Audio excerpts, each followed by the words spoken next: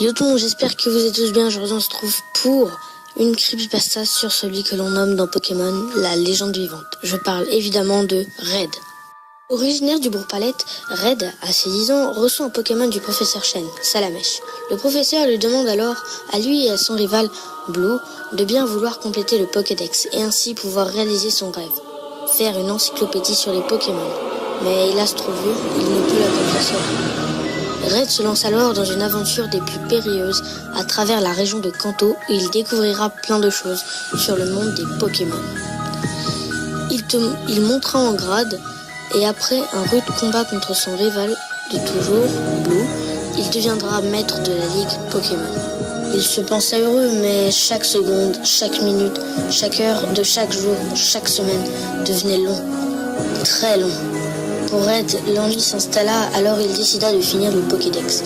Il lui restait seulement 5 Pokémon à capturer. C'était les Pokémon légendaires Mew, Mewtwo, difficile pour lui. Mais une fois fait, il ne voulait plus s'arrêter.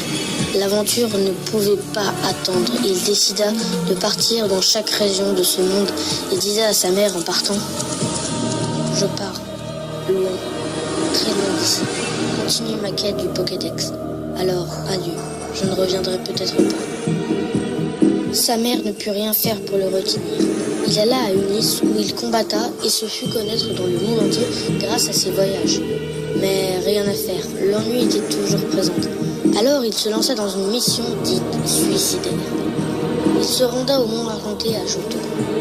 Là-bas, Red y rencontra un froid humide et résistant, ainsi que des vents glaciaux et en rafale. Mais pour lui, pas question de faire demi-tour. Alors il marcha et grimpa le mont Argenté. Ses lèvres sèches, ses yeux vides, on pouvait ressentir plus qu'une volonté sur son visage, une addiction.